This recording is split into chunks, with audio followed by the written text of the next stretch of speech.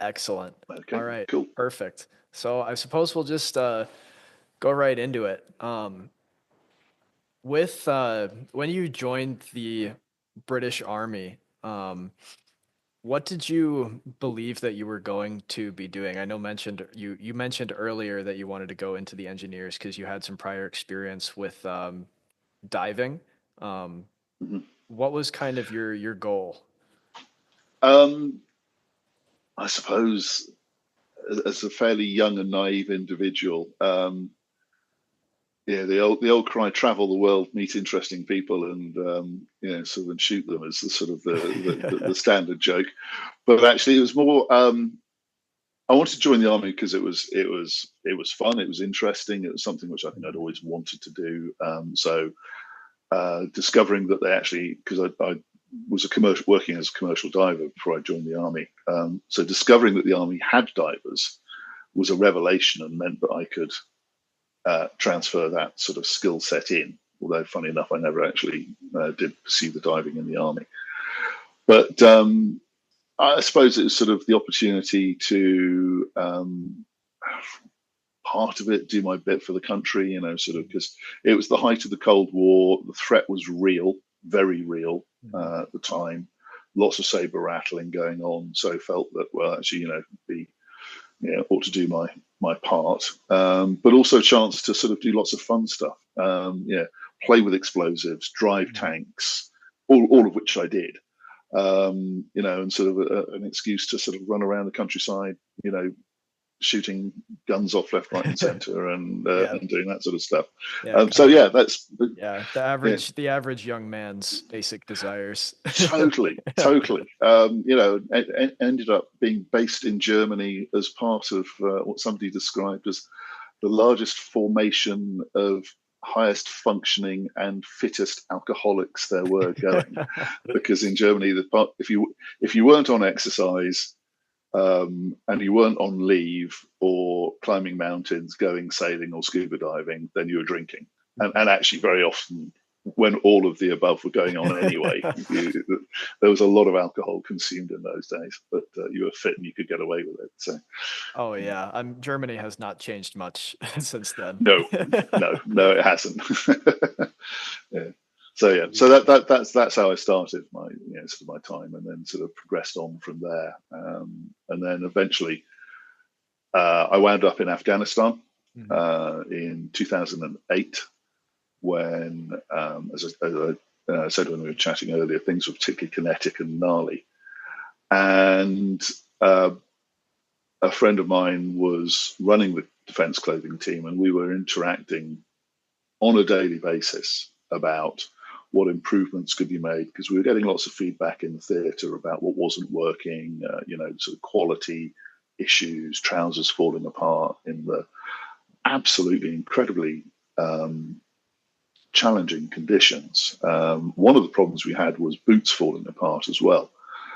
And we were asked by the boot manufacturer to send a sample of sand back Hmm. so they could analyze the sand. And we sent this back, and the comment came back. They had never seen anything like this. The sand was so incredibly abrasive in Afghanistan. It's really sort of all the grains of sand are really sharp edged, so it's cutting through the threads of the boots.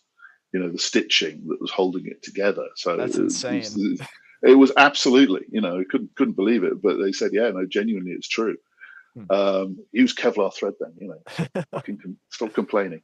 Yeah. Um, but the conditions were so extreme, as you picked up on your earlier video about MTP camouflage. The troops were going through, from desert into, almost primary jungle, into urban areas, into farmland. So in doing that, they're crossing ditches, they're going through shrubs, so their clothing was getting torn apart, they're getting soaked. So things were sort of lasting. If you are lucky, you'd expect a pair of trousers to last a fortnight. They were falling apart really quickly. So as a result, I was having a constant dialogue with this friend of mine, and he said, "Oh, I'm leaving the clothing team just after you come back. Yeah, if you're interested, you could take over from me." So hence, I ended up taking over the job of running the clothing team as what's called the chief of staff, which is the sort of the, if you like, the everyday, the chief operating officer, the person who runs the organisation on a daily basis and make sure that everything is sort of carried out properly. Well, that pretty much goes over all the like basic questions. I had a couple more laid out, but Okay. it's just already No. Go ahead if you got them. Yeah. Don't add any more. So that, with you being in Afghanistan around that time and having this dialogue with somebody who's already with the clothing defense team and hearing all these things from soldiers who are actually deployed and fighting in Afghanistan, around that time there were the Peacock trials going on. This is correct. Yeah. How were those going at that time? Like, were they heading in a positive direction in terms of what was being developed, or? Yes, they were. Yeah. They produced some very interesting results because they were looking at it as a system. Mm-hmm. So the previous clothing system which we'd had was Combat Soldier 95, which reveals one of the sort of the great mistakes in any equipment program is never put a date on it in the name, because you call it Combat Soldier 95, it never actually turned up until 1997. So it's instantly out of date as soon as you put a date on it.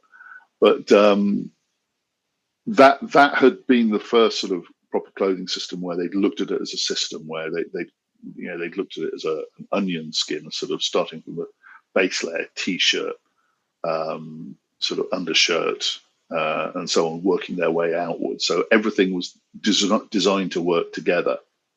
And Peacock took that next stage further. Because now we had added body armor into the mix, and Peacock was supposed to include body armor and load carriage. Mm-hmm. So how can we make sure that's integrated into the clothing or with the clothing system? So that taught us that we wanted to minimize chafing as much as possible. So, for example, the trousers had a draw cord around the waist, and it was found that if in wet conditions, particularly with body armor, that could lead to rubbing on the hips. It's not very comfortable. No, it's not very comfortable. It was lamented when we took it out. A lot of people complained about the trousers are falling down, but we said, well, just wear a belt and do it up, or get a pair of trousers that fit you. But there's that. Things like having buttons underneath body armor on pockets was not a good idea, because that would chafe. So you wanted something that you could access easily. So sort of you wanted flat-fronted pockets, like sort of Velcro fastenings, which has its own problems. They're noisy. But also by getting rid of pockets themselves, it reduced a flash point for clothing catching fire. And there's that actually introduces an interesting dichotomy between the UK and the British philosophies about flame retardants in clothing. Because the Americans, they have flame retardant, US forces have flame retardant clothing, whereas that's something which the UK hasn't done and has never embraced that, because the trials showed that through Peacock, the Peacock trials showed that the extra weight and the lack of permeability, breathability, that flame retardant introduced actually was outweighed by the number of guys then suffering heat stroke. So the benefits, the casualties you might save due to their clothing catching fire, you were going to have more casualties going down with heat stroke because the clothing was less breathable, was less cooling. And you could eliminate a lot of the problems by design rather than by chemical treatment.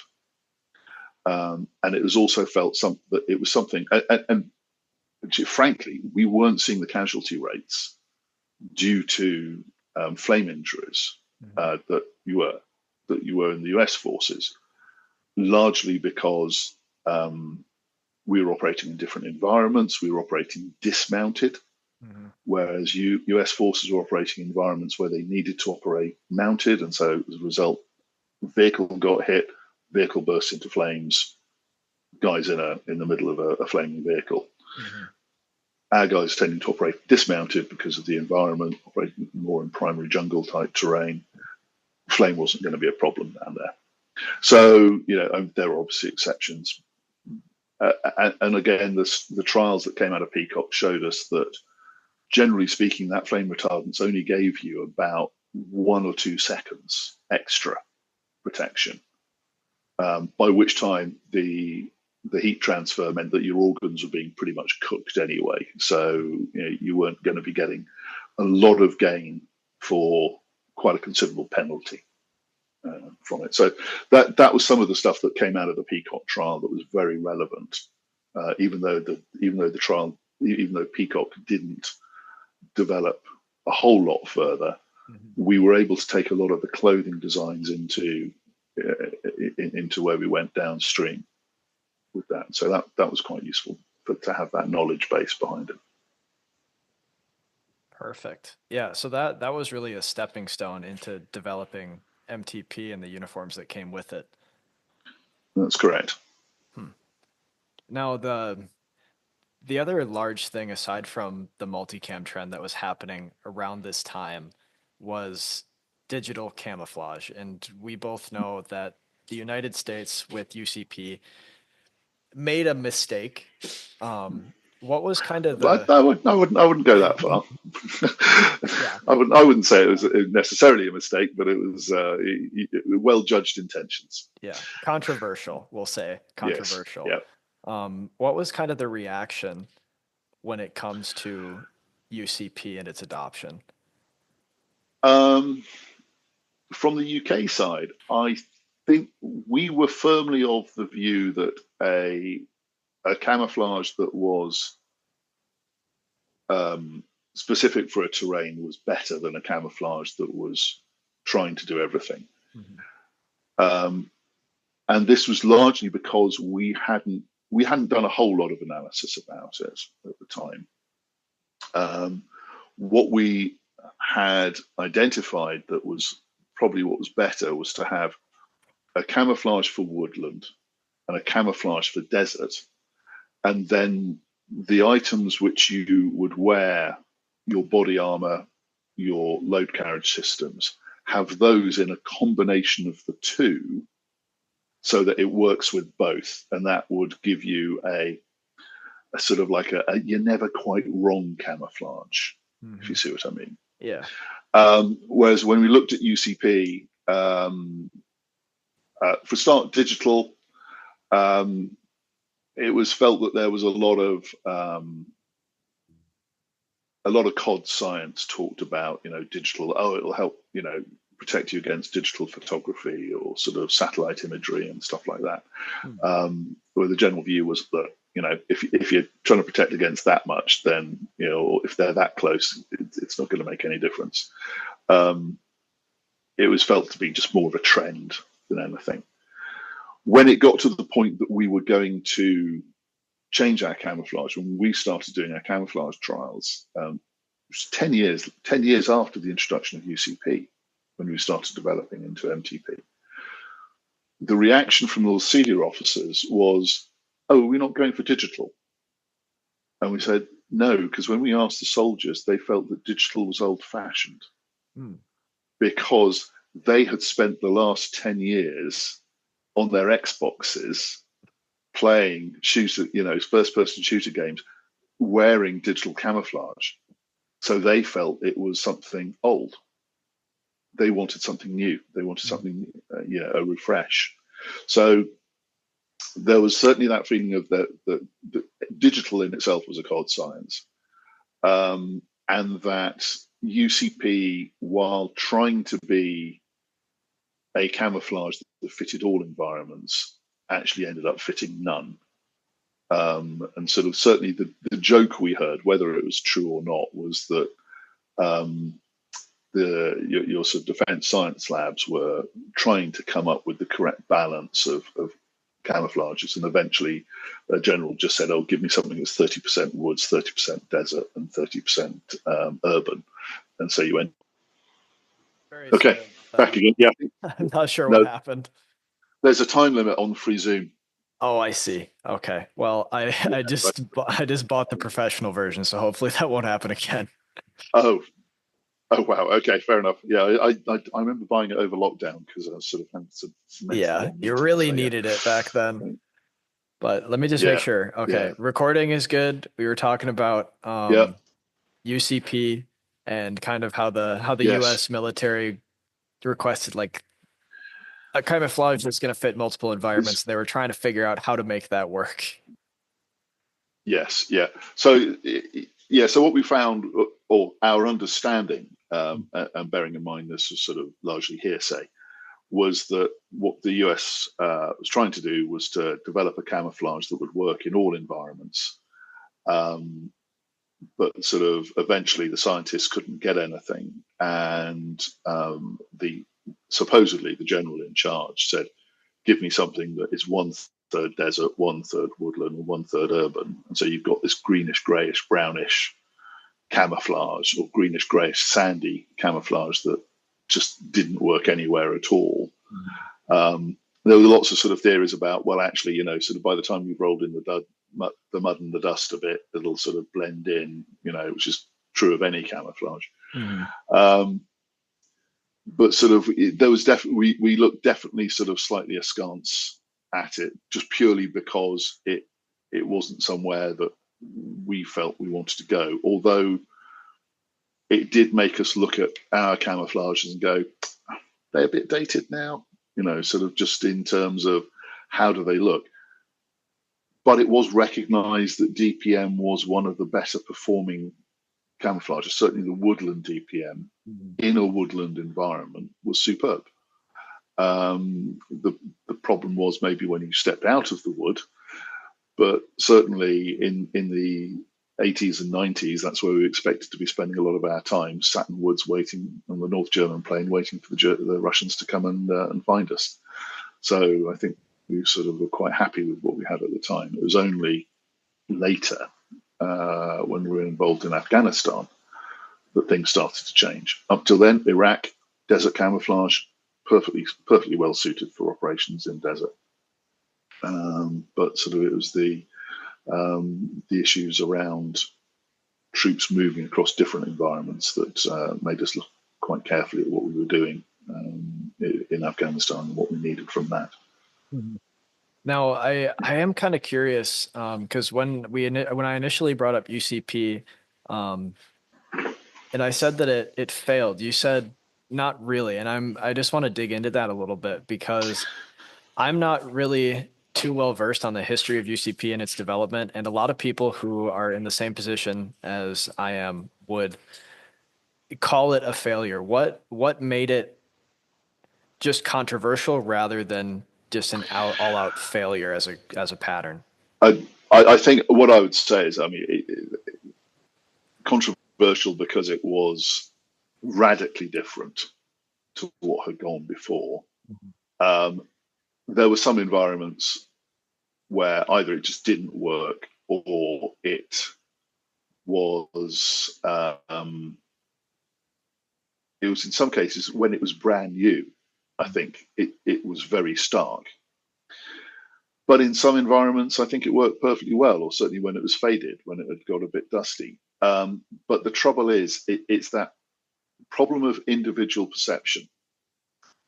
And when I was briefing people about why we needed to make sure troops had a camouflage that worked well, I would draw the illusion of the photo reconnaissance Spitfires in the latter year, 1944, 1945, in the Second World War.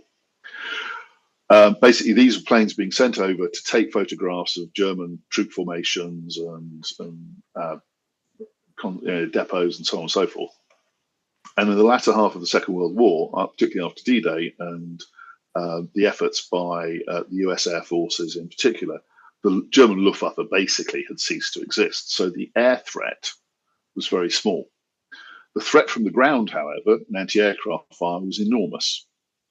So they found that the best camouflage to paint an aeroplane to make it almost invisible from the ground was pink. Hmm. So the photo reconnaissance Spitfires, because they were operating individually, were painted pink. That's why they didn't paint B-17s later and it had them silver, because there was no threat. They didn't need to be camouflaged. But the photo reconnaissance Spitfires, they painted pink to make them blend into the sky particularly well. The problem is, you're flying your photo reconnaissance Spitfire, you look out the window, down at the ground, and between you and the ground, you've got a bright pink wing. Mm-hmm. And you can't help but feel you stand out like the biggest pair of bollocks on a dog. Okay, sorry if you'll pardon the expression, but yeah, you absolutely stand out like the dog's bollocks, and it was a real problem for morale for the pilots, because they felt so vulnerable every time they went up. And it's very probably the same if you're wearing a camouflage that close up against the environment you're in looks wrong, you will feel wrong, and you will distrust the camouflage. From 200, 300 meters away, the camouflage might actually be quite effective. But up close, when you're looking at your legs against the ground, you think you stand out really clearly. And that's one of the reasons why camouflage is actually very important to the individual, to make him think he's well protected and is blended in. There's a lot of evidence that says actually just, frankly, khaki green works quite well. Yeah, you see a lot of people now just wearing sort of light brown, coyote brown. We call it khaki, or sort of pale green. You see a lot of guys wearing that now because, frankly, it works just as well at a long distance, because all the camouflage blends in.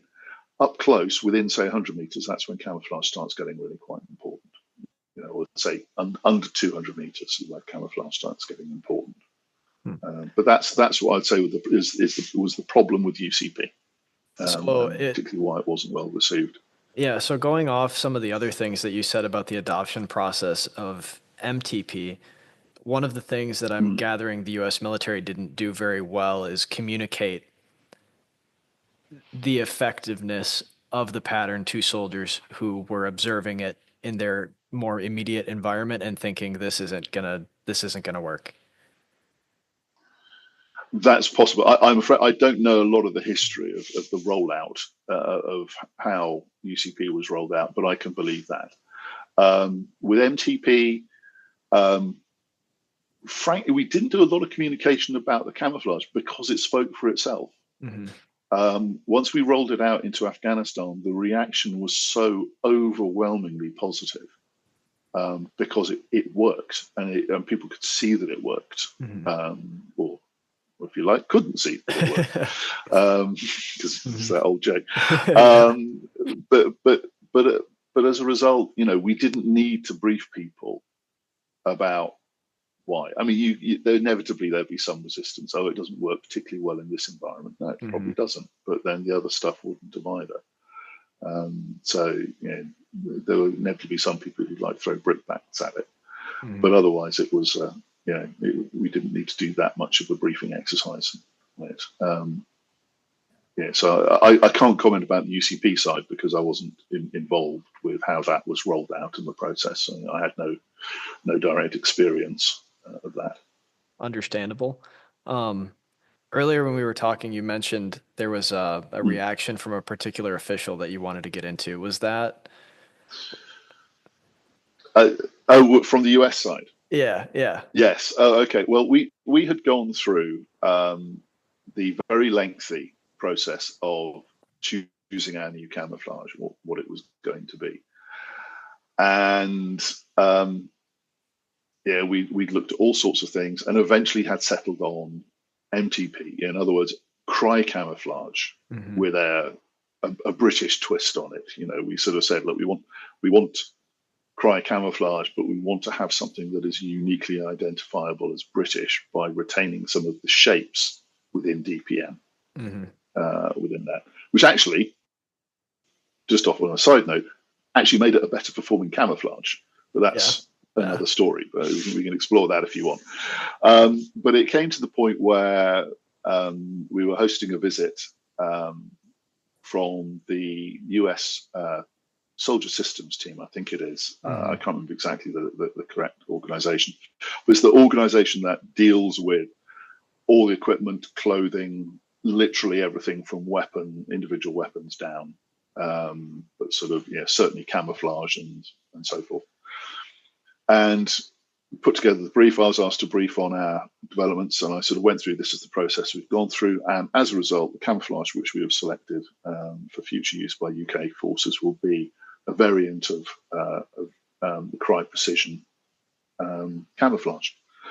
At which point, the US general started swearing at me very eloquently and quite lengthily, calling me pretty much every name under the sun.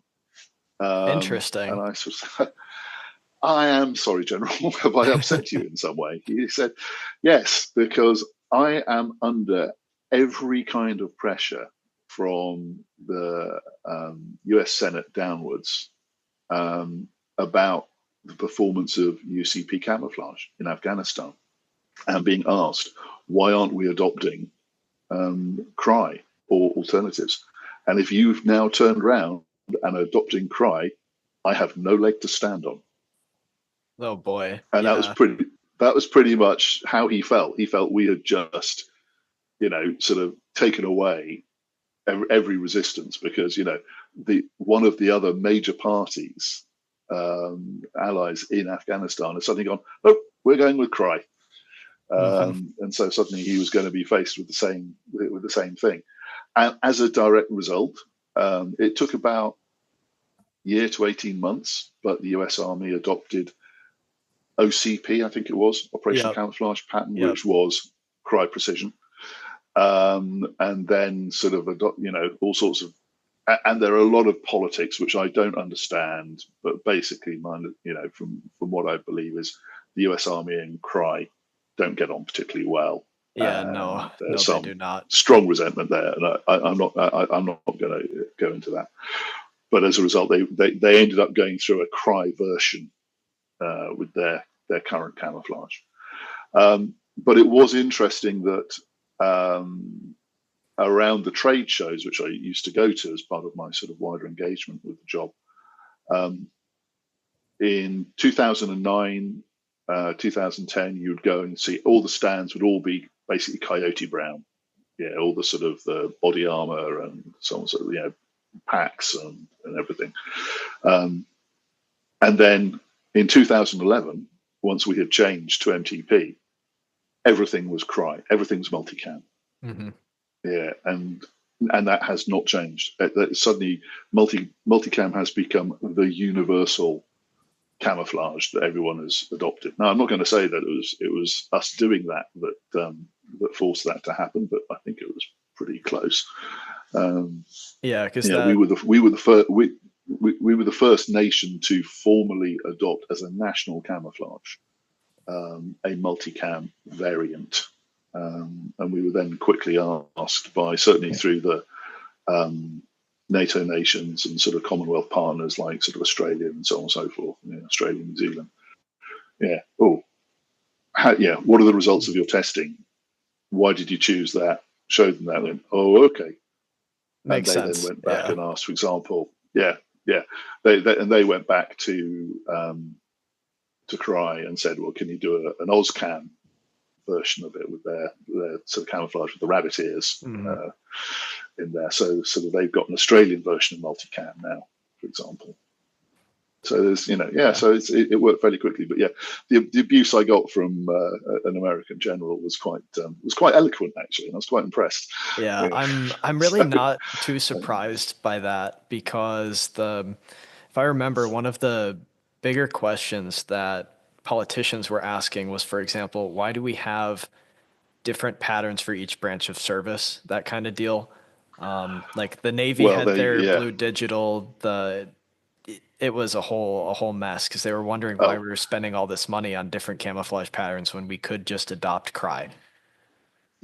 Absolutely. And then sort of, I actually, when we introduced MTP, I got asked to brief our head of the Navy Board, as it was called, which is chaired by the second Sea Lord. It's a wonderful name.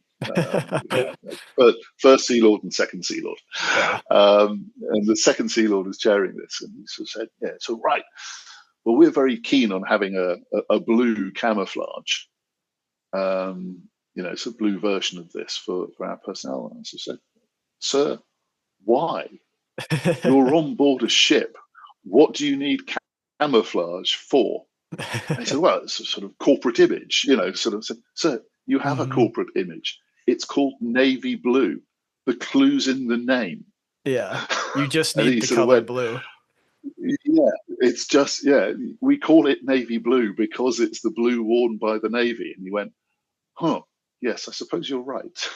And so actually, again, we then forced, that resulted in a change from what the Navy had been wearing, which was a light blue shirt, dark blue trousers. They now wear dark blue shirt and trousers. So they adopted that instead. But yeah, we did sort of look at sort of how the US Army adopting its camouflage caused a complete fragmentation between the services, where they all adopted their own camouflage for corporate image reasons. So you've got the Army camouflage, you've got the US Marine camouflage, you've got the Navy. Really, do you need that on a ship camouflage? Yeah. And then you've got the Air Force, which is just the absolute worst combination of everything.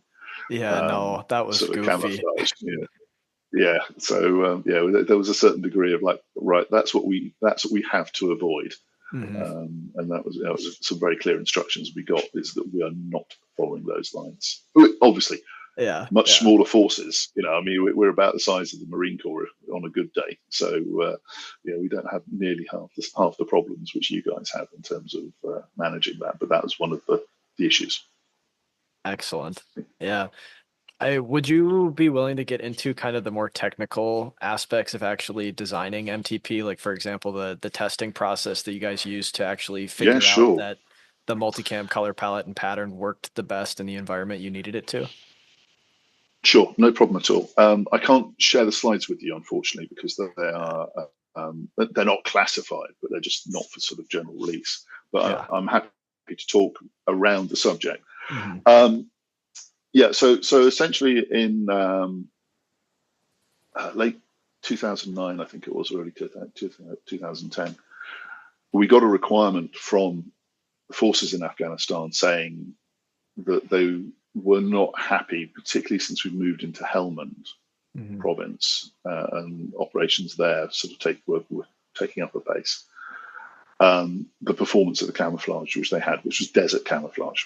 Something you picked up on your video very well, that how the troops would be moving from a sand environment through sort of fields, crops, into primary jungle almost, certainly secondary jungle, thick undergrowth over, sort of trees, so forth. Then through an urban sort of area, and then back out, reversing that. And guaranteed that they were issued with desert camouflage, guaranteed that they were going to be wrong somewhere on that process. That they'd be wearing the wrong camouflage. And some units took along their woodland camouflage, so their woodland DPM, like they might bring along a smock. But so does that mean they have to stop, open their Bergens, put the jacket on, carry on? At which point they're now going to be really hot because they're wearing a sort of a temperate jacket in the middle of the bloody Afghanistan. Some tried dyeing. You showed a very good picture of a young lad wearing this odd green top, where they tried to dye the desert camouflage with some local dyes to match the local background. Again, that didn't work. But it just revealed the problem. It highlighted the problem to us. So we sat down with my technical experts within the team, who are sort of very much sort of experts on the clothing design, one of whom had actually developed the desert camouflage, but also the scientists at DSTL, Defense Science and Technology Labs, who are our scientific support.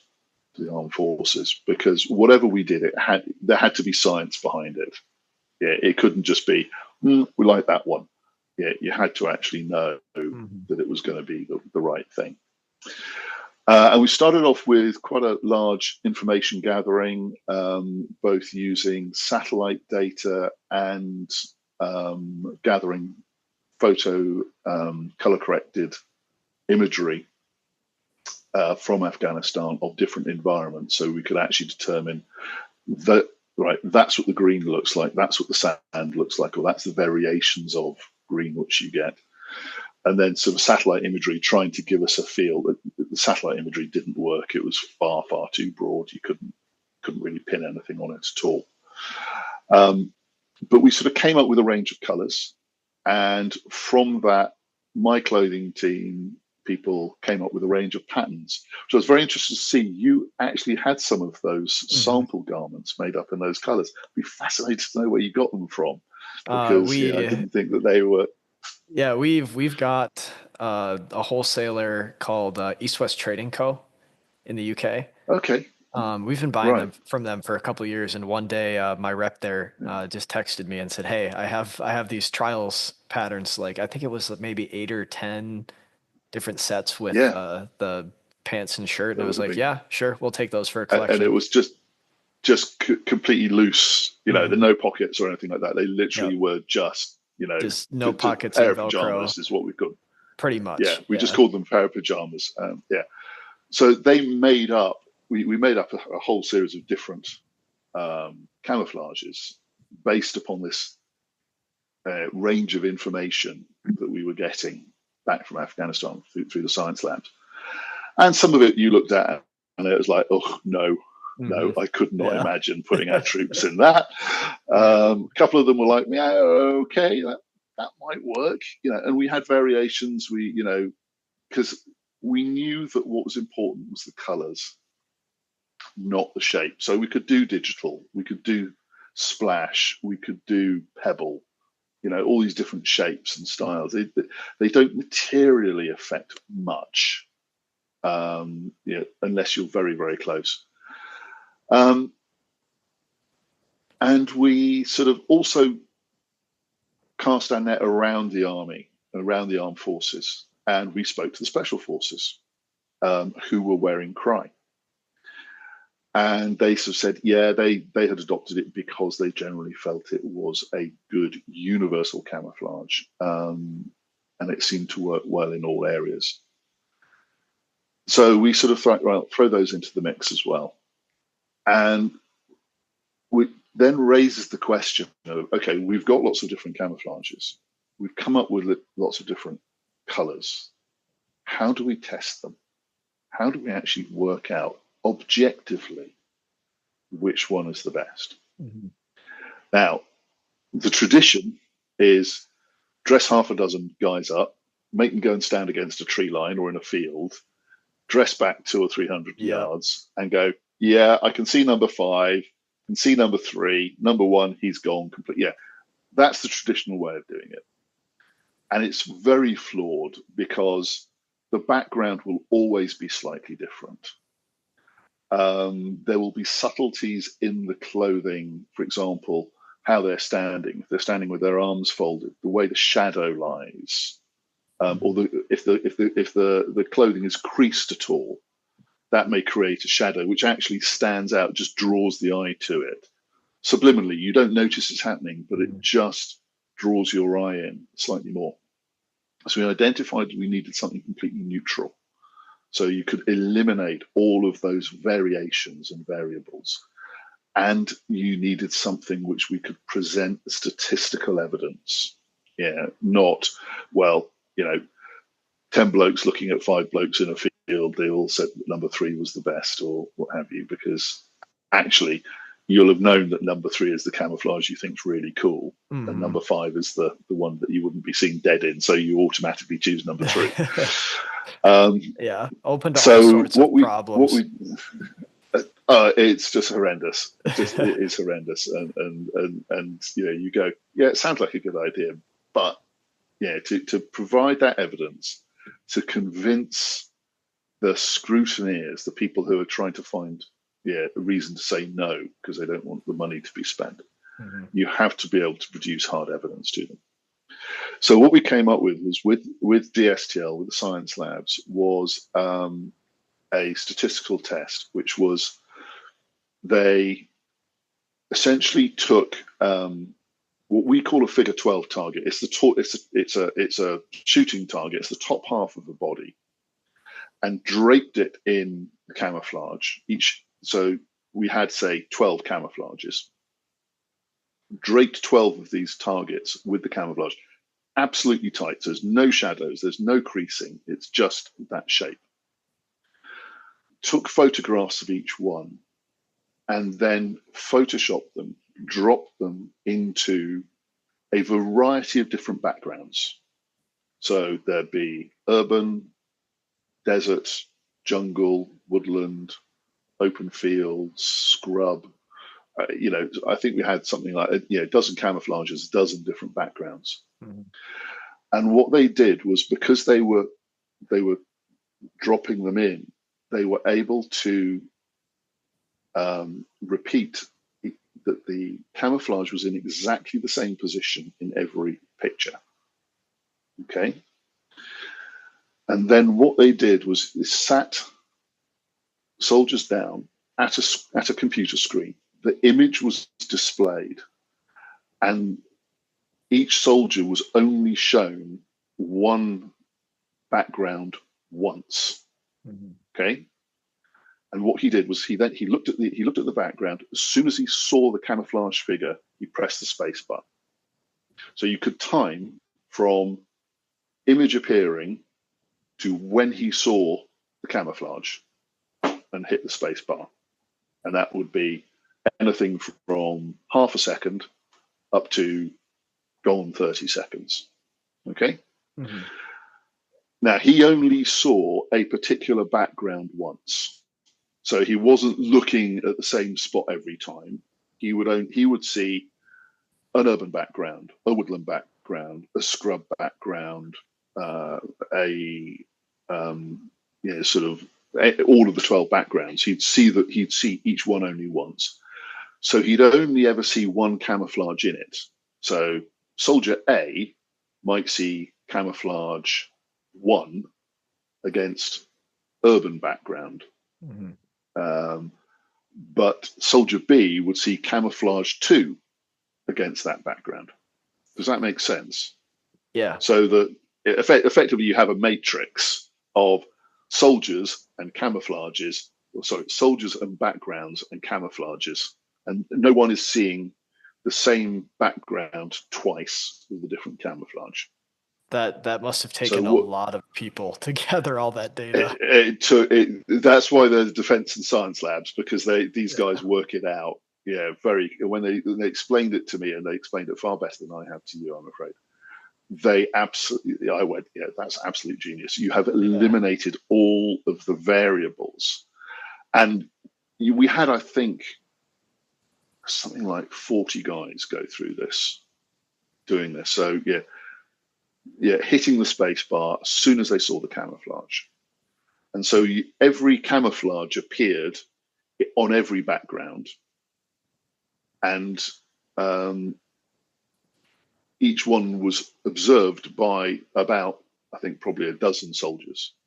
So we were able to sort of very quickly do it. But they all did it in isolation, one at a time. So there was no saying that, in that one, the camouflage is down by the building on the right-hand side. There was no queuing to them. And they never saw, as I say again, the same background twice. So they never identified that that's where the camouflage was appearing.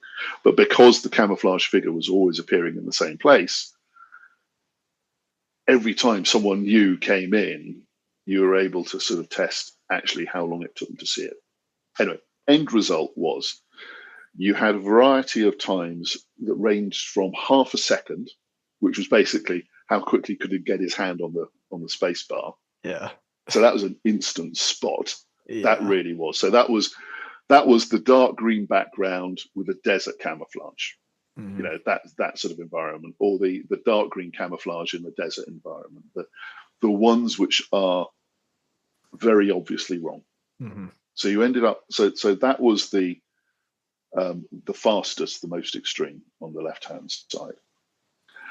And then you had the ones that took more than 30 seconds. If after 30 seconds the guy hadn't spotted it, we said, that's pretty much invisible. Mm-hmm. Yeah. And that was what you had there was the terrain-specific camouflages. So you had the desert camouflage on the desert background, or the woodland camouflage on the woodland background.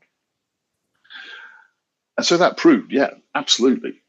Those environmental specific camouflages are absolutely the best. But the trouble is they're also absolutely the worst when they're in the wrong place. And actually, as soon as you step out of the wood wearing the dark woodland camouflage, DPM, as you and I know it, it got very quickly very obvious. Mm-hmm. It started to go wrong quite quickly. And the same with desert. As soon as you stepped out of the desert, that went wrong quite quickly. So although those camouflages were the best in their environment, they were worst across a majority of environments, if that makes sense. Yeah, that makes total sense. That makes total sense. The other camouflages we had, they all sort of worked, much as a muchness, sort of spread across that sort of range. Multicam, we put in there because special forces were wearing it. So we said, well, let's have a look at that. Mm-hmm. And yeah, it was never an instant spot, never an instant spot. It was a never seen in a couple of environments, but it was always at the top end. It was always one that people had to really stop and look for to find it. So we were quite confident that actually that was a high performing camouflage. There were 2 or 3 others that were of our own designs. So that made us go, okay, well, we've probably got a top 5 here. So yeah, we know they all perform statistically about the same. There's probably not enough statistical significance between them. But we know we've got 5 very good performing camouflages across a range of environments, that perform well everywhere. Mm-hmm. Okay, not brilliantly, but certainly never bad. There's never one where you're going to step out and sort of be there going, "Cooey, here I am." You're never going to be in that environment, in that situation with it. So he said, "Well, okay." So the next thing to do, frankly, is to ask the soldiers, what do they want to wear? And I bring you back to that comment about the photo reconnaissance Spitfire. Mm. You have got to look at yourself. You've got to be confident in what you're wearing before you step out of that patrol base. You've got to be confident that actually you hit the dirt, you're going to disappear. Yeah, and that the Taliban, whoever your enemy is going to have problems seeing you. You've got to be confident in that, and not just because some scientist told you. Mm-hmm. You've got to feel good about it. So we arranged literally a fashion show, whereby we sort of had examples of the 5. We showed them the science. We proved to them that they worked. We had 200 soldiers there, I think, including members of the Royal Air Force and the Royal Marines. We showed them the science, showed them that it worked, and then we showed them the camouflages, if you like, in the flesh. Mm-hmm. And we asked them to vote. Which ones did they prefer? Now, multicam was the clear winner because it just looked cool. But interestingly, by that stage, we had also got sample of the camouflage that Caleb Cry had designed for us because, as I say, we wanted a camouflage that was uniquely British because we recognised that multicam was certainly American. It was a multinational camouflage. We felt that we needed a camouflage that was part of, if you like, combat recognition. Mm-hmm. Yeah, so you can identify what nationality somebody is in a multinational environment by their camouflage. So we wanted something that just had a hint of a hint of Britishness about it by using, and we asked him to incorporate the shapes of DPM into the camouflage, which he did. So the guys all went, yeah, okay, yeah, multicam's the best. And then we went, okay, there is this variation of it with the UK pattern. And they just went, that's cool. That's really cool, because it's multicam, but it still harks back to DPM. So they could see the thread back to where we had come from with the previous camouflage. That was it, and that's what sold it. So that's where we made the decision to go for it and went with that one. So that was then just a case of briefing the generals, showing them the evidence. The generals all go, yep, fine, perfect, sign off on that, bang, get it going. So at which point sort of we signed all the paperwork to effectively buy the design from Cry and Caleb. He sent the CD with the designs on it. We sent the designs out to the manufacturers. So we had 10,000 sets rolling off the mills, being produced and so forth. And so we were good to go. And so we were able to field it by back end of 2010. So get it on troops on the ground. In total, how long did that development process take from the idea to having it in the hands of troops? It seems like it went very quickly, which is it did. It was I would say it was less than a year. That's an insane turnaround time. Yeah, I think it was. I think the actual development and briefing process probably took 8 months, and then manufacture was that was probably about another 3 or 4 months to get it out there. Obviously we didn't get as much as we wanted. So the guys only deployed with 2 sets rather than 6 or 4, but sort of that was just a process to get it going. And then we're able to send them more out as more came in and became more available. So some of them had desert, or they all had desert clothing as well as the multi-cam or the MTP camouflage. And then we sort of were able to then supplement it as their tour went on, as they were deployed out in Afghanistan. We were able to send more sets out to them. So it was about that. It was about that length of time. It seemed longer at the time. It certainly occupied most of my life, my waking and sleeping moments. But it was good. It was one of those things where it was recognised formally that a very successfully run project that sort of delivered on time and delivered the right product for people. Excellent. So, quite pleased with that. Absolutely. With the actual effectiveness of the camouflage, it was received very positively. And in the book, Changing of the Guard by Simon Akam, he noted in there that there were some communications between members of the Taliban in Helmand that were facing the British soldiers, and they were able to tell when those foot patrols were going out with the new camouflage on, because they noticed that their casualty rates had dropped. How much of a difference did that make? I assume it made a pretty big one. It's difficult to say because there's so many other variables tied up with it.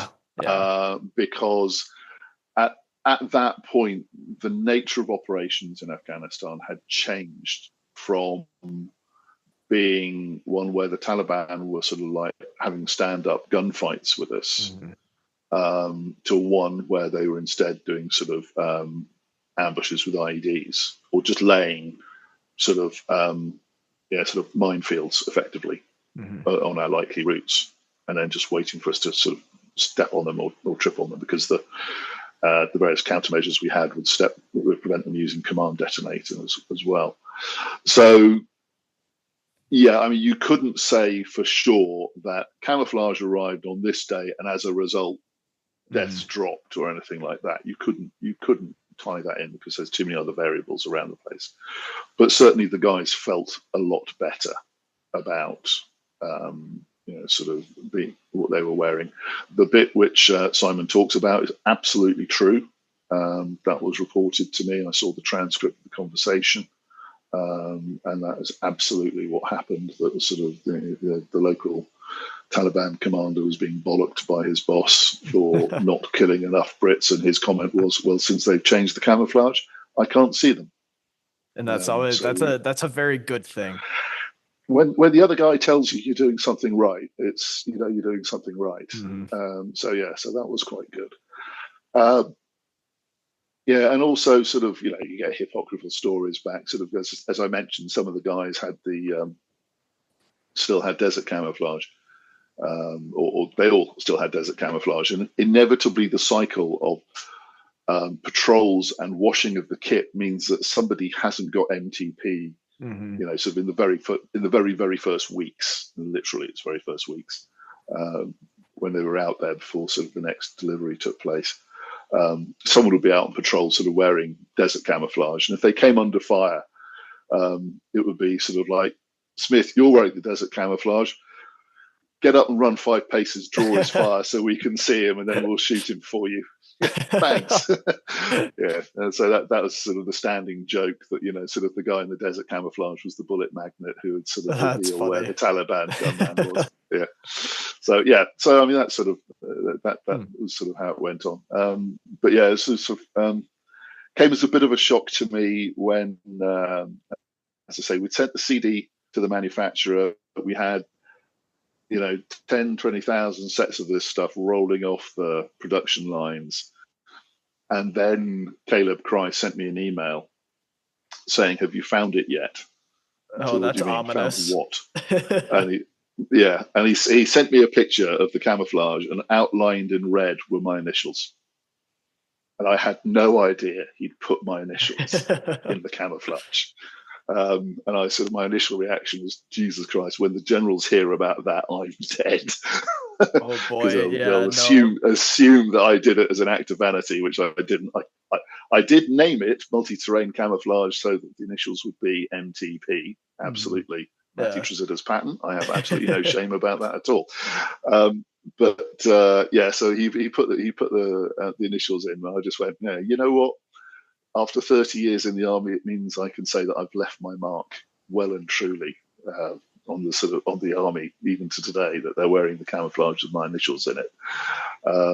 But apparently, sort of talking to some various friends of my children who have friends in the army who are in the army, and apparently in some places almost a morning routine as they greet each other and they look on the camouflage to try and find if if they've got the MT in it, because it depends where the cloth has been cut and how it's Mhm. been stitched together as to where the pattern is as well. Yeah, not everybody has exactly the same parts of the camouflage pattern on them. Hmm. Yeah, that was But yeah, something so that's become. interesting.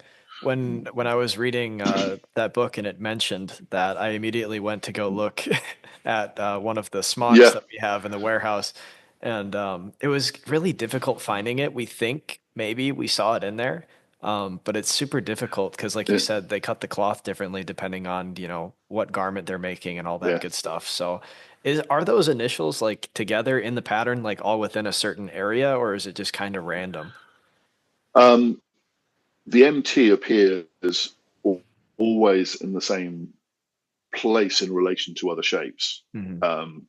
Yeah, so it's all. I think there's one of them we used to nickname the dead camel. Hmm. It's a brown shape, and it looks like sort of it's a camel with its head turned back on itself. And I think it's below that. It's been a long time since I've looked. Hmm. Um, but I mean, if you want, sort of, at some point hold your jacket up and I'll have a look for you and see if I can find it. Yeah, Um, yeah. Annoyingly, I've got about I've got about 2 or 3 sets of MTP at home, which I just stored in the attic, and I don't think any of them have got MT or anywhere, because Hmm. just random luck the way that it's fallen. But it's neither here nor there. The important thing is, yeah, that's a camouflage that is shown to be successful, Hmm. yeah, both statistically and, more importantly, adopted by the troops. They very much took to it instantly, and sort of you would stand there at sort of some sort of grouping, and you'd have half people in MTP and half people in DPM because the changeover hadn't fully Hmm. taken place. And yeah, you just look at the guys in the new camouflage, and you just go, yeah, that looks incredibly modern, It looks very yeah, and up to professional. date. Yeah. Yeah, and but sort of it taught me a lot about the science. Why is it so effective? Why does it work so well? Because essentially, DPM is five colors. Woodland DPM is five colors. Very, very dark brown. We'll call it black for want Mhm. of something else. And then variations on lighter browns and lighter greens. Four browns, two browns, two greens, five colors. Whereas Cry multicam is seven. Mhm. Again, you've got the very dark brown, and then I think you've got three shades of green, two shades of brown. But you also have this cream that runs through it. You've got cream blobs on it. And my understanding is it's that makes the difference, why it makes it a multi-terrain camouflage. Because what those blobs, what those cream elements do is reflect back the local terrain Hmm. back to the observer's eye. So if you're standing in a green field, those cream blobs will look green, I the see. same shade Okay. as what's around you. Whereas if you're in a desert, they'll look yellow. If you're on a red laterite sand area, they'll look red. And what happens? It's with my wife, bless her, if she changes the curtains, she'll turn around and say, "Oh, now we need to change the sofa covers or the sofa cushions." Why? Well, so they match the curtains, and it's called accenting. Hmm. It's if you have something. So, for example, if you have a red curtain and you have a green sofa with a red cushion on it, or the pattern on the sofa has got red in it, it will match visually. It won't clash in your mind, in your brain, because you're seeing the same red on there as you're seeing in the background. Hmm. Okay, Yeah. and so that's what it does because it in the camouflage it puts in the local terrain color into your camouflage, and your brain then interprets that and goes, okay, that's not standing out, that's actually blending in, and that's how it works. And it's very, very, very low level psychological understanding of how the eye and the brain see and perceive colors.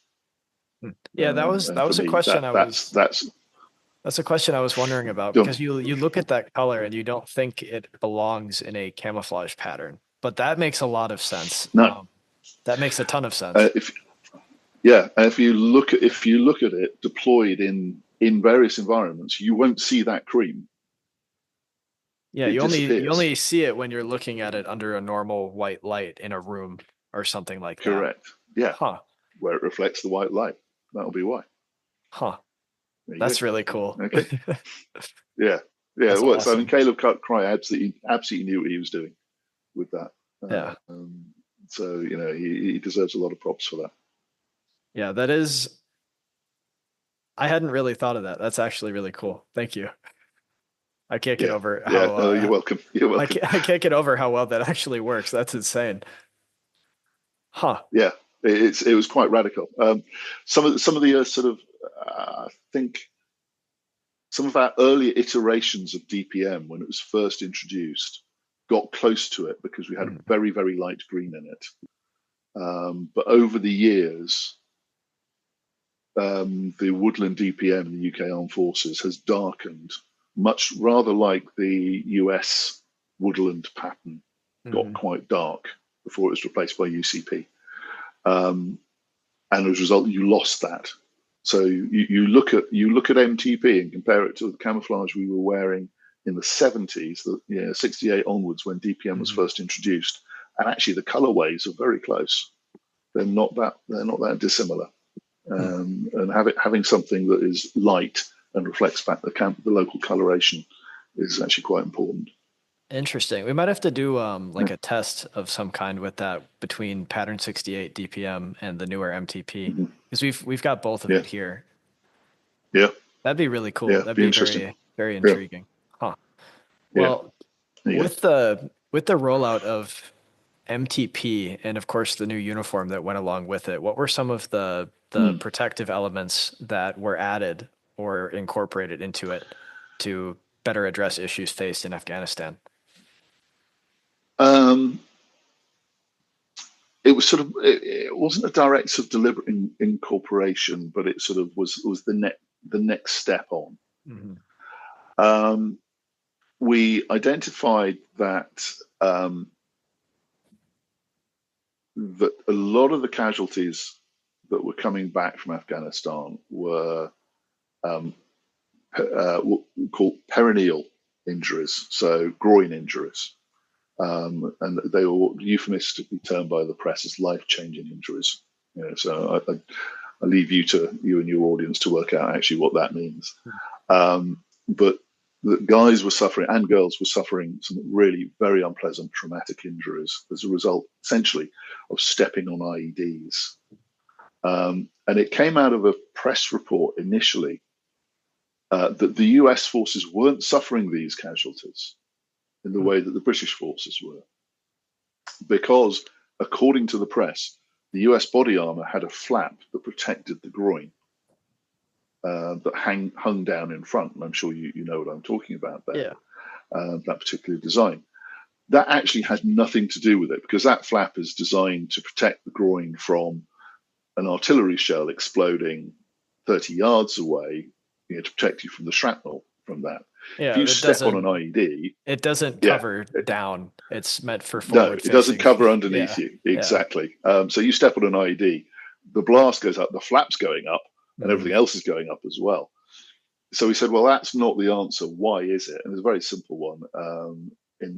Is that the British forces are patrolling on foot because of the nature of the terrain where they were operating in, whereas US forces, where they were operating, were patrolling in vehicles.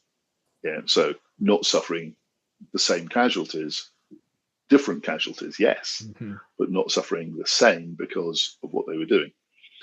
But we went, okay, that's certainly revealed a problem that we weren't aware of. We hadn't been getting the feedback on casualty natures, and it's also going to, things are going to start happening. People are going to start reacting and wanting something done.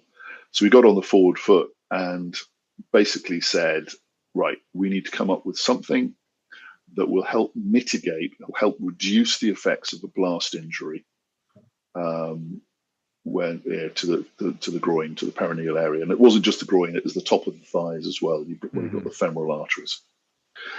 But the most important requirement with that was that it has to be wearable. It has to be comfortable, because if it's not comfortable, the guys aren't going to wear it.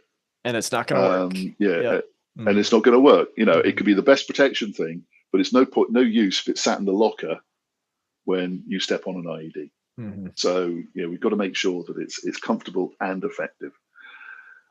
So we went through, with the medics and the scientists, identified what the threat mechanism was, what the injury natures were, and it was dust and small grit, was what was being thrown up, and that was getting into, somebody put it, the soft dangly underparts. Hmm. That you then, to get it out, you had to go through a process of what's called debriding, which was sort of, the old joke is wire brush and Dettol is essentially what it is. You have to scrub it. Yeah, exactly. Hmm. So if we can stop that, it's not a major threat. It's not like stopping a bullet. Yeah. The size of explosions were quite small. Essentially, they're anti-personnel mines, but the velocity of the dust of the stones wasn't great. We wouldn't need to do a huge amount to stop it. So what did we need to do? And we came up with various designs, starting off with Kevlar. Hmm.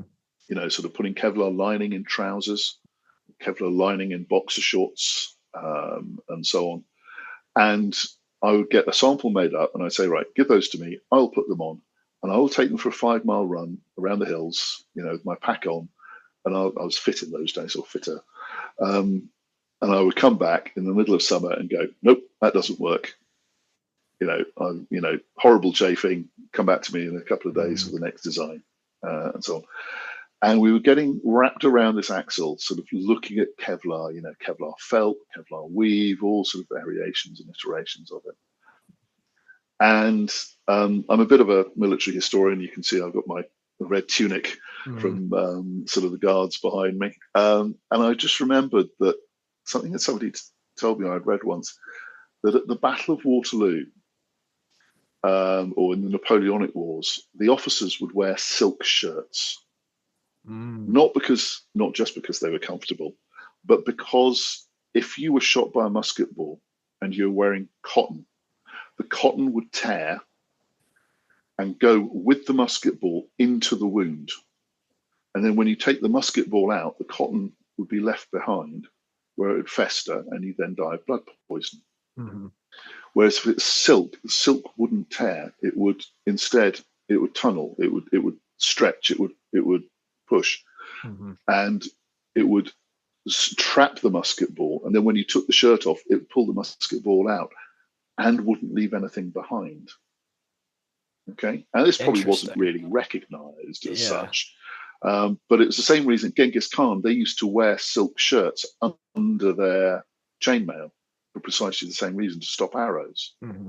Yeah, and the arrow would go in, it would hurt you, it would cause an injury, but you wouldn't be left with something that would then kill you. Mm-hmm. So I said to my guy, I said, look, have a look at silk, see what we can do with that, see what you can come up with some ideas. And they again went away, talked to some developers, and they came up with a layer of woven silk that when we tested it, the reaction was, Christ, that works. It stops those threat fragments. It stops those small particles of stone. It stops the dust, and it helps stop the blast going up. And they got a pair made up, took it for a run. Absolutely no problems at all. Wearing silk underwear, going for a run, perfect. Mm-hmm. So we just refined the design a little bit more, and then we went for it from there. And with the introduction of that, now that was something we could tie. We saw perineal injuries drop by about 70%. That's amazing. It was absolutely incredible. And there was the photographs that would be shown, because when the troops arrive in theatre, they're given briefings about why you've got this, what you need to do. Some of them were extremely graphic. And there was a couple of pictures of two guys, one who had been wearing the protective boxer shorts and one who hadn't. And the one who I won't talk about the one who hadn't. I'll leave that to your imagination. But the one who had, there was a clear demarcation on his thigh where the shorts were. Mm-hmm. Below that, his skin was discolored. Sort of, it was a sandy color because of all the dust that had been thrown up, embedded into his skin. Mm-hmm. But above that was healthy pink flesh, because the shorts had done their job and stopped that sand and dust and grit going in. So we saw those sorts of injuries drop enormously. And what we then found was that every other nation in Afghanistan came to us saying, can we buy those, please? And we put them in touch with our manufacturers. And of course, we added a 10% commission on top. Of course, because we designed it. Yeah, not to my retirement fund, I hate to say, but actually back into UK government, and effectively that 10% commission paid for all the ones we had produced for UK forces. Excellent. What was so I mean, sort of, we covered our costs, as it were, as well as not only protecting our guys but protecting a lot of other people as well. The only sadness about it was that while the US forces were able to buy them, I think for a year or maybe 2 years, they have that, and I can't remember the name of the act, but anything which the armed forces has to be produced in the USA. Yeah, I think it's the Berry compliance. That's perhaps. It. So yes, thank you. Berry compliance. And so because of that, they only could get a dispensation for a short amount of time to buy our products. And because of some agricultural protection requirement, there is no domestic silk manufacturing in the US, Yeah, and it couldn't be bought in. there's barely any cotton or Yeah, wool, let alone silk here. yeah. And so silk was not something that yeah. This is my understanding. This is what was related to me. Um, that they had to go. The US forces had to go down a different road. Had to go down the Kevlar road Hmm. rather than the silk, using silk, which was, you then have the problems of being uncomfortable, too hot, Hmm. and so on and so forth, because of unfortunate restrictions on the fact that it has to be made in the USA, Yeah, and and you end up the materials to make it aren't available. yeah, and you end So up with a similar situation to flak jackets in Vietnam where nobody wants to wear them because they're too uncomfortable. correct, and that's exactly what we were fighting against. Hmm. So yeah, that was a big issue. But I think for me, the sort of the biggest moment on that was, we did a survey with the troops of, saying to them sort of like, yeah, can you tell us what you think of these? And at the time, the parachute regiment was deployed, and they are a very, very hard bitten bunch. Trying to get any sort of response to them is normally, just tear it up and smoke, use it for toilet paper or something. But we got an 80% response rate from them on this, which was unheard of. Almost 80% positive. One comment which, I think will live with me to my dying day was, one guy saying, "I love my silk underpants. I can't stop touching myself when I'm wearing them." At which point we decided he'd possibly been in Afghanistan too long and really needed to come home and see his girlfriend. Sounds like it, Um, yeah. yeah, but another guy was brought in. He'd been involved in an incident, and he'd been shot in the arm. But when they stripped him off on the surgical table, they found he was wearing two pairs of them. Interesting. And they sort of said, "Why are you wearing two pairs?" He said, "Because my wife has told me we're having children when I get back." So to make sure that I came back complete. So Oh, there you she's told go. me to wear two pairs to make sure. Okay, fair enough. Yeah. Um, that then, yeah, that then span out. There was sort of then a program of, for example, what was called the Kevlar nappy, which was sort of something which you could have rolled up on the back of your attached to the back of your body armor and put on, when you're going into particularly high threat environments. But obviously, it wasn't something which you'd want to wear for a long time. Obviously, some did. Some commanders insisted they did, and that's fine.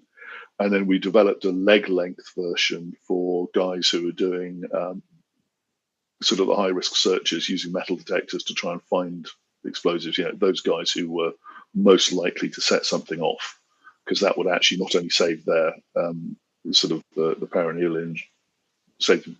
injuries, would also save a lot of damage to the legs as well. Mhm. So that developed from there. We also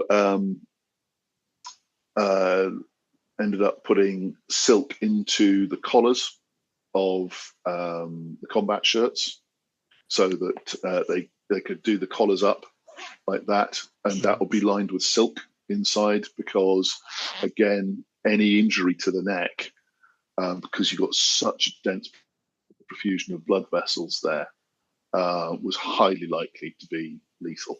Mhm. So if you could mitigate that, we did that as well. So we started really sort of introducing this into the clothing as well, to make clothing part of the protection, whereas normally clothing and protection are two separate things. Interesting. So again, yeah, I think by that stage we weren't getting many casualties, but sort of I don't think they could necessarily trace a direct correlation between the introduction of silk in the collar. But I understand it did have a casualty reduction effect. Hmm. So there you go. Interesting. That's really quite fascinating. Yeah. It boggles my mind why the U.S. military didn't try to replicate that stateside.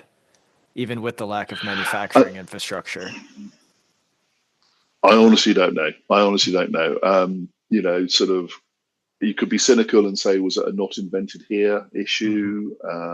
Yeah, Was it there's sort of any number of things that could have very, caused that. Yeah. very probably, as I said, coming down to the fact they were not seeing the same casualty trends that we were Hmm. because of different operating mechanisms. So it probably wasn't felt to be as necessary. Hmm. I could be wrong, but sort of that could be part of it. Yeah. Um, but it does sort of lead to a whole sort of interesting issue about the effects of clothing on reducing injuries. I dealt with some guys. I used to work with a charity that helps British so, soldiers who've lost legs or arms or and so forth. And there was one guy who he'd got blown up, and he'd been walking along with his sleeves like that, Hmm. wearing a pair of gloves, and he had really clear scarring from there to the cuff of his gloves. Yeah, and so just the fact that his shirt he'd had it folded back a couple of times and was wearing a pair of leather gloves, that really sort of protected that part of the body, but left this part exposed. So we always said, look, you should always go out with your sleeves rolled down and wear a pair of gloves, Yeah. because by the time the blast has reached up here, if you've trodden on something and it's gone bang, by the time the blast has reached up here, it's lost a lot of its power, and you'd be surprised how much one or two layers of cotton can do to protect you from sort of the effects of that.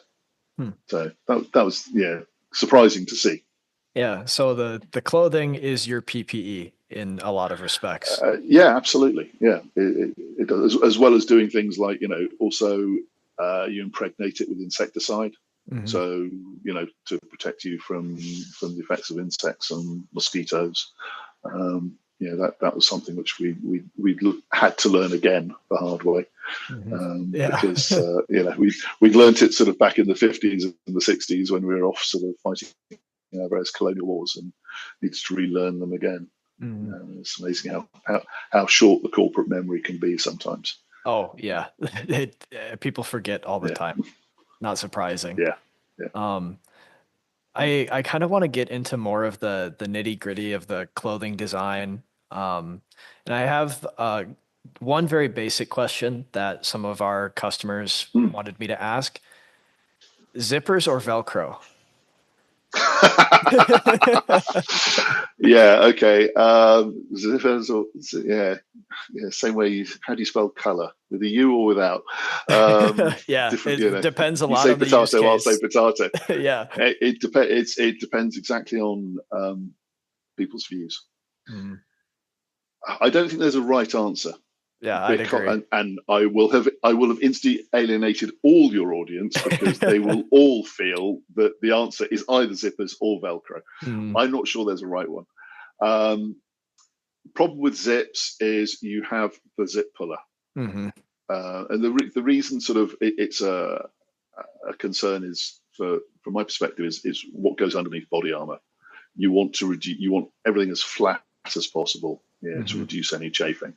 So we developed the UBACs, the under body armor combat shirt, which is essentially a t-shirt with regular combat shirt sleeves and a collar, um, so that you've got a high wicking mesh body to wear under the body armor. So we remove the need for pockets. That's great in warm environments, but in temperate environments, or where you take the body armor off frequently, you're going to want something that's more of a lightweight jacket or a shirt, and you're going to want pockets.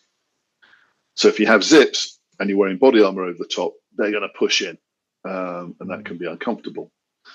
Um, Obviously, zips on your arms for your arm pockets, but the problem is that you're crawling through mud, the zip can get Hmm. clogged up, break, and so forth. So go for Velcro. Why not go for Velcro? The trouble is Velcro's noisy. Hmm. The number of people have said that, the problem is with Velcro, you open your pocket, yeah, you're going to get heard by the enemy. Hmm. my view is that if the enemy can hear you, then you've got other problems rather than going into your pockets. You should perhaps be fitting bayonets at that stage. Yeah, and it's similar in my But mind, at least, to the myth from World War II that people would hear the ping from American Garand rifles. Like the ambient noise of a battlefield, you're probably not going to be hearing the Velcro opening. no, I wouldn't have thought so. Or even if sort of at night in the sort of when you're sneaking around the enemy, Mhm. um, yeah, yeah, there's sort of swings and roundabouts to it. I mean, obviously, over time, Velcro can degrade. It doesn't fasten as well. Appreciate Mhm. that. Yeah. One of the interesting solutions I saw, and I was shown this by an American, was two strips of Velcro with magnets fitted to it. Hmm. So you fasten the Velcro on either side of the pocket, to either side, so touch and close, and then the magnet is actually what held it shut. So you effectively sealed off the Velcro. I'll get a lot of trouble for saying Velcro because it's actually Velcro is a trademark name, so it's Mhm. actually officially touch and close. Yeah. But sort of, and then the magnet would hold the pocket shut. And that's Hmm. great, silent, Mhm. reliable, not a problem at all. And then I got a compass out and held the compass in front of me and realized that I was now the center of the universe because the That's not gonna compass work North too Pointer well, was no. pointing straight at me. So that's useless for a soldier, Mhm. where you still have to rely on a compass looking to magnetic north, not to the magnets on your body. Yeah, that would Um, be a little so yeah, inconvenient for land navigation. could could be slightly awkward. Could be slightly awkward. I mean, obviously, some people will go, "Oh yeah, but GPS." But You don't you wanna have to rely have on reversionary no. mode. You have to have reversionary mode. Mm. Um, so yeah, I don't think there is a right answer. I think it depends upon circumstances, and it will be an argument I'm sure people will be having in Forever. 50 years' time. Yeah. Yeah, Yeah, it's always going to be the there's no yeah, solving that. That's just gonna be something people are gonna have to deal with. yeah, absolutely, absolutely. Okay. Yeah. There was another question. I've seen this a lot when we've advertised, for example, the MTP smock.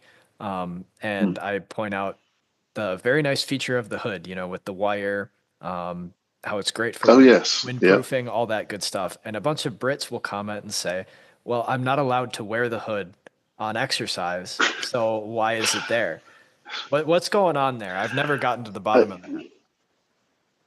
okay. The reason um, people say you're Mm, not allowed to wear it is because it reduces your senses. It gotcha. blocks off your hearing.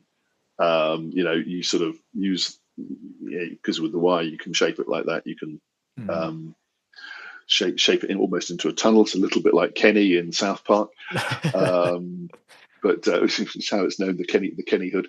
That's funny. Um, you it reduces your peripheral vision. So no, don't put the hood up. That's very much a uh, sort of an NCO view, I suppose. Mm. Not decrying them, but sort of it's become a holy writ that thou shalt not put the hood up. Yeah. Okay. That makes a lot of sense. Um, Yeah. obviously, obviously, in extreme conditions, you want to put the hood up. Hmm. If you're, for example, certainly when I was a younger lad, I used my smock more as a sleeping bag. Yeah, so when I lay down to go to sleep, pull that hood up, do it up. That shut out most of the ambient light, and I then just fall Hmm. asleep. Yeah. Yeah. And if I That's was needed, you'd I. shake me awake. Yeah. Um, I took the you wouldn't have MTP. the Sorry. I took the MTP yeah smoke on a backpacking trip where the weather was about 10 degrees Celsius. Exact same thing. It's yeah perfect. Perfect yeah for that. yeah yeah. It's and also because to be honest with you, it's also a bit of an iconic look. Hmm. It's how if you look at sort of pictures of your classic British soldier on exercise on operations, he's wearing a windproof smock. Hmm. You look back at the Falklands; they've got smocks on there, and it's yes, the hood's folded up and tucked up, But it's there, it's part of it. If we take that away, people would be complaining about it. So yeah, it's for the cost of virtually nothing. Leave it on. Hmm. People can then use it if they want. If they're not allowed to use it, or if they don't want to use it, then fine. But yeah, when they're grown up, they're yeah, in a position to tell people to use it or not to use it, then they'll sort of remember, well, when I was young, I wasn't allowed to use it, so you're not allowed to use it either. That's a And really that'll be funny why. part of British Army Yeah, culture. I was very curious. I've been totally. hearing those comments for years. Yeah, but I mean, the curious one is the windproof smock has a hood which you can't use. The waterproof jacket doesn't have a hood Hmm. Yep, I've seen that. because we, yep, because that was quite deliberate. We were asked to design a waterproof jacket that was as light and as small as possible, so you could get it down really small for use on operations. Because on operations, yeah, if you need to put that on, you can do the collar right up. You're then wearing your helmet over the top. Mhm. Your head's not going to get wet because you're wearing a helmet. So the hood, the collar at the back goes right up to the back to the nape of the neck, or the nape of the head rather, so that point of the skull. Um, so you've actually got quite a good level of waterproofness there. The time people complain about it is when they're in barracks, moving across the square, sort of, with their beret on, and sort of, they're getting wet there. But then if it had a hood, they'd be shouted at for putting their hood up because it's Exactly. unsoldierly to wear a hood. So we've kept it on the windproof smock because that was a traditional, it was keeping in with the traditional look. We didn't Mhm. put it on the waterproof smock because we wanted something that was light and as packable as possible, so that the previous waterproof jackets, guys would tend to leave them back in their bergens, in their backpacks, in their harbour areas, because it was heavy. Mhm. Whereas the lightweight one, they can shove in a pouch on their belt and have it with them, and so it gives them a good chance of staying dry when they need it. Yeah, that lightweight version Yeah. is so much more practical. That's kind of what we thought. That's Yeah. where we were going with it. Yeah. Hmm. Then let's see. A Okay. lot of a lot of these are questions from folks who heard that you were going to be being interviewed and kind of were Oh, curious. okay. The next one is again, it's kind of a no right answer to this, but in your opinion, um, what are the worst and best patterns of UK uniforms from like pattern 68 up to present day? Ooh, That's a lot of ground to cover yeah, there. a lot of ground to cover. I would say the worst was the clothing that was produced in the 1980s. That's what I was gonna And it guess. was it was renowned because the pockets, it had bellows pockets, but for some reason the bellows always inverted themselves, so you ended up with these triangular pockets sticking out Hmm. at the bottom, which just caught on everything. And the quality of the stitching was appalling. So that, yeah, you put anything in the pockets, they'd fall out because the stitching had gone at the bottom of the pocket. Hmm. Yeah, so there's no, you couldn't put a magazine in there. It's a rifle magazine; it would just fall straight out on the ground, and inevitably the crotch would go. And it got to the point where you went in the field, you always had to carry what the UK calls a housewife, so a Hmm. sewing kit. Yeah, and you'd be there almost every night sewing your trousers back up That's where awful. the stitching had gone in the crotch. Yeah, um, we found that started to happen in Afghanistan. The crotch was blowing on the guys on the trousers because the conditions were just so hard. So we changed the design of the trousers to actually put a panel in the crotch to reinforce it and to move the seam away, because obviously a lot of that comes from the seam rubbing Mhm. on the inside of people's thighs. So we moved the seam by putting a panel in instead. So that was definitely the worst of that 1985 design. I would say the best for its time was probably Combat 95. Mhm. because that was the first time I think clothing had really been looked at as a system, um, and taken it on from there. The personal clothing system, which we replaced Combat 95 with, Mhm. I would say is, I don't know if you'll understand the reference, but I'd say it was a curate's egg, Hmm. which was there as a joke. And basically, it comes down to it's good in parts. I see. And I take responsibility for that because we were, um, yeah, it's got some things that were not right, so or were not well accepted by the army. The lightweight jacket, in particular, was seen as a not very good design. Mhm. It's a bit of a shapeless tube, but we were under a lot of time pressure to get something in order to hit the funding lines. Unfortunately, it's just because you're dealing with government and funding availability. The money was there; it had to be committed, and we had to have a contract let to make the uniforms, and that was the only design we had at the time. Gotcha. It's sad, it's unfortunate, but what it did allow us to do was to get the MTP camouflage in across the armed forces. Mhm. If we hadn't, we would still be wearing DPM today. Um, so that was one of the poor bits of it. Some of the bits that are absolutely brilliant are the UBACs, the underbody armor combat shirt. That was really good. The smock, I think, has got some really good features on it. Sort of Mhm. like the zip pits and the mesh lining. Some people like the fleece-lined pocket. Some people don't like fleece-lined pockets, I don't and know. you can I always. absolutely love those. They're great. Yeah, I mean, if you're wading through rivers, they take time to dry out, and I see Mhm. the disadvantage there. So, if you don't like them, take a knife to them, cut them Oh up. yeah, yeah. No one's going to criticize you for that. Some things on them were a bit clumsy. The arm pockets didn't work as well as I'd have liked, particularly the blanking plates to cover the Velcro, because that Mhm. Velcro it's a big IR signature. When seen through an IR sight, it sticks out, it glows Hmm. under infrared light quite well. So that's why we put the blanking plates on, as well as the Army's rather curious obsession for badges. Sort of we all have to have Boy Scout badges on our arms nowadays to show that we belong.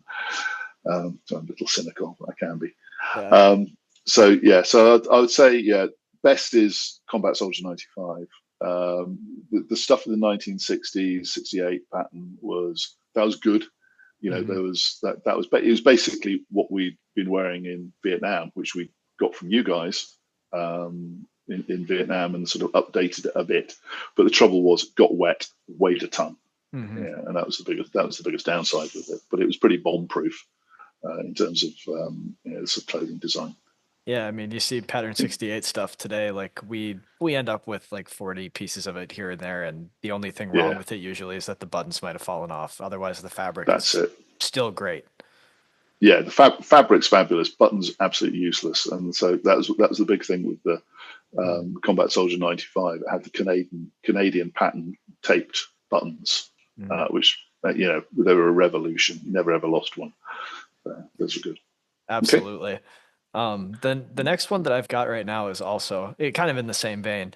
Um, what is the most loved piece of clothing issued to the British Army at the moment? Like, if there's one thing that has a cult following Ooh. with the uniform, what would it be?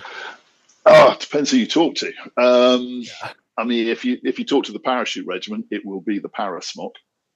Of course. Yeah. Try and take that away from them, and you're going Never to be happening. facing no, you're going to face questions from Prince, well, the King himself, I think. Um, interestingly, it's as an item, I'll put my hand up. It's absolutely useless. It hasn't changed its material or anything else since God knows when. You wouldn't want to wear it in the field because it will soak up water, it won't dry, and so forth. But as an item that symbolizes who you are, absolutely nails it. That image is the parachute regiment in the UK forces. And you have to remember that within the UK forces, there's a huge amount of tribalism between different regiments, Hmm. which I don't think you have in the US in quite the same way. No, not So, really. sort of, yeah, yeah. I mean, we're small enough to all know each other and sort of, so we can all sort of play off our differences. What is the most beloved piece of kit apart from that? Oh, God, I don't know. Difficult to say. I've heard good Um, things about the buffaloes and the softies. yeah, well, that's good. I mean, sort of the buffalo. I mean, the one which we have got is not a buffalo; it's a Mm, buffalo type jacket because obviously gotcha. Okay. we can't just buy from buffalo because Hmm. unfortunately government rules mean that you have to compete things. Hmm. Um, but certainly, yeah, I mean the guys love their buffaloes. Yeah, if they buy their own, the one that's in service that's issued is probably not as good, but hey, it's free. So Hmm. if you want to spend your money, spend your money. It's not a problem. Um, the the softy jacket, what we call the thermal Hmm. jacket, it's part of the cold weather ensemble. Um, that's very popular because it's very light, nice and bulky, or it looks certainly nice and warm. I think most guys try and get those if they possibly can. Hmm. Um, can be something as esoteric as socks. Sort of Arctic socks are very popular. They're seen that they're really nice. Guys like those. Hmm. Um, or it could be boots, and there'll be two schools of thought as to which boots they prefer.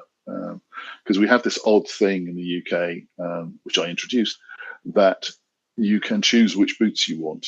Interesting. Okay. So when there are what we used to do was we used to have a designer boot and we used to go and find the manufacturer of and it was invariably the cheapest company that could make those boots and we'd give them the contract, and by doing so every time you relet the contract the quality drops every time, so you end up with something that's virtually useless. Hmm. So what we did under my watch is we turned around and said, well, okay, we could redesign the boot, but we don't really have any footwear experts within the team, and we had one or two, but we're gonna we're gonna be fiddling around the edges. Why don't we go out to industry and say, here's what we want the boot to do. What have you got? And that's exactly what we did. So the boots are commercial products. And for the combat boots, you have two. You have one that's made by Altberg, which is a renowned UK company, and the other by Aku, which is an Italian company. Both very different. The Altberg is a full leather boot, quite high up the leg. The Aku boot is a fabric with a Gore-Tex liner in it, and is low. It's a low boot, so much lighter. Some people say not as weatherproof. Doesn't resist the water as well. All sorts of arguments and discussions over that. But generally speaking, yeah, recognize that size 9 Altberg is not necessarily going to fit the same way as a size 9 Aku boot. So you try them on and you choose the boot which fits you best. And by doing so, again, allowing the guys to do that, we reduced lower limb injuries by ridiculous levels. Hmm. Because the guys were suddenly able to get boots that fitted, so they weren't suffering from blisters, they weren't suffering from shin splints and stress fractures, and sort of those first few weeks of training in the army when they're having to run everywhere, wearing boots, that those sorts of problems were not disappeared overnight, but seriously reduced. So yeah, some people would swear by their particular brand of boot, whichever they Hmm. prefer. That's awesome. I mean, footwear, I Yeah, mean, even just socks, those make a huge difference. Absolutely massive. totally. Yeah, totally. I mean, it used to be that the guys would always go and buy their own socks, but Hmm. again, we've introduced a better sock. I think it went backwards slightly when we started getting a bit more mass produced, but hopefully it's recovered again now. But yeah, it's all of those things. You have to look at the foot as a system. Hmm. The sock, the boot, the gaiter that goes over it if you're wearing gaiters. So yeah, it's like all these things. It's all a series of components that add up to something greater than the whole. Absolutely. Absolutely. I've got just one more question. Mm. Um, where we as a company are working on creating our first original apparel, and we'd kind Mhm. of like some advice. When it comes to making something that is comfortable and durable, what are the biggest challenges with clothing design and how can they be overcome? I'm not sure you're asking the right person because I had a team of experts for this. Understood. um, I would suggest it's choice of materials, Mhm. choice of fabric, something that feels good to the touch. So yeah, I remember people would still talk about, sort of sateen cotton. That was the original windproof smocks, was sateen cotton, and Mhm. people would love that because the feel was so unique and incredibly light. Mhm. So I think feel is one. Um, how does it feel against the skin, or when you're wearing it? If you're wearing it in the field, um, weight. You want it to be as light as possible, Mhm. and with that dryability, how quickly does it dry, and its breathability. I would suggest that um, thermal issue is less of a concern because you can always wear layers Mhm. underneath it or over it, whatever. Likewise, waterproofness, yeah, you have a specific waterproof garment for that, Mhm. but you accept that whatever you're wearing is going to get wet, Yeah. either because it's got rain or because you've been swimming in it or because of sweat. So you want something that's going to dry and you want something that's going to breathe. So it reduces that feeling of being sweaty. Um, those, I think, would be my watchwords. And Mhm. then it's down to your designers to make sure it fits properly, and minimize any chafing. So you don't want it fitting too tight under the arms. You want to make sure that there's plenty of room, Mhm. for movement. It depends what you're doing. I presume that you're talking about something that's going to be active wear. So work with that. And yeah, sort of the right materials can make all the difference. It really can. And test it. Yeah. Yeah. Yeah, don't just, and test it under all circumstances. Don't just believe the what someone tells you about. Oh, this material can do this. Go and test it in those environments and make sure it can. Yeah. Okay. That sounds all like solid advice. Thank you very much. Yeah. No, you're welcome. Okay. Yeah. Well, I've taken up far too much of your time, I'm sure. It's been a pleasure, Matthew. Thank you very much for reaching out and letting me do Logan, an interview. It was awesome. you're welcome. I'd be very interested to see the comments underneath. I suspect they'll be mostly abusive. Um, We'll look, see. one of the things you recognise is that when you run something like the defence clothing team, you are nobody's friend. Mm. Everybody's got a reason to why whatever it is you're doing it wrong Mhm. because everybody's an expert. And Yeah. we did. Yeah, you do get things wrong, but I'd hope we got more right than we got wrong. It certainly And seems so that those way. guys who, well, it'd be nice to think so. But Absolutely. certainly it was a fascinating time, and I feel that sort of I was able to make some huge changes, most of which I think were for the better, and I think which directly impacted soldiers on operations for the better. I think, which is something which I'm quite proud about actually. So it Absolutely. was I good. think that is 100% something to be proud of, making a difference. Yeah, thank you very much. I've got one for you, Yeah, if I may. sure. So, how does UK kit compare with what you see other nations' kit or US kit? Because the Hmm. UK guy will tell you that the kit he's got's been made by the lowest bidding contractor, it's worse materials, it's been poorly Mhm. designed. But obviously, we only see what we wear. For us, the grass is always greener on the other side of the fence. So, what, from your perspective, as someone who's probably slightly neutral, seeing different nations' kit, who do you think actually has the best equipment or standout pieces of equipment? Hmm. Well, it's tough because I don't have as many hours inside of any of the kit. as someone else might, especially a full-time soldier. Um, I will say from the limited experience I've had wearing various nations kit out, like backpacking or hiking or shooting or any of that kind of stuff, Mm. um, the UK's has been the most comfortable, especially in terms of outerwear and just like with the smock on that backpacking trip I took recently. I mean, there's so many features that are thoughtful. Like if you're out in the Mhm. field and you're sitting down, I don't know, making dinner and it's 10 degrees Celsius and you're just sitting there waiting for your meal to cook, fleece lined pockets are fantastic. Or Mm. the windproof material. If it's 30 or 40 mile an hour winds outside, that comes in super handy for retaining heat.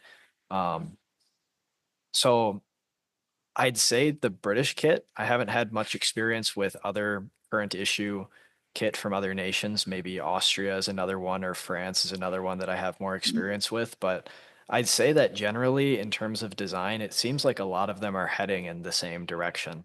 Like I think so. Yeah. looking at the newer generations of French uniforms. Can't remember. It was, I think they just call it new generation. Their pants and their I think so. smocks, Yes. Yeah. they're very, very similar to what I'm seeing with the UK.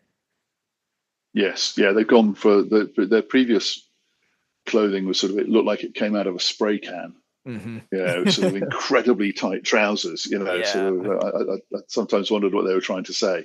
not But comfortable. but now they no they've gone for a much more baggy look. They've sort of taken on sort of like the windproof trousers and smock style, I think, which we had.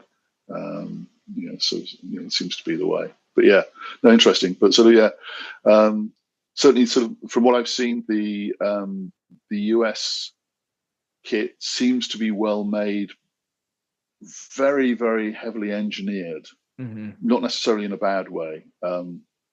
So things like the sort of the bellows and the back for allowing arm movement and things like that seem to be well thought out. And I think we could probably put some thought into that if only more money could be spent.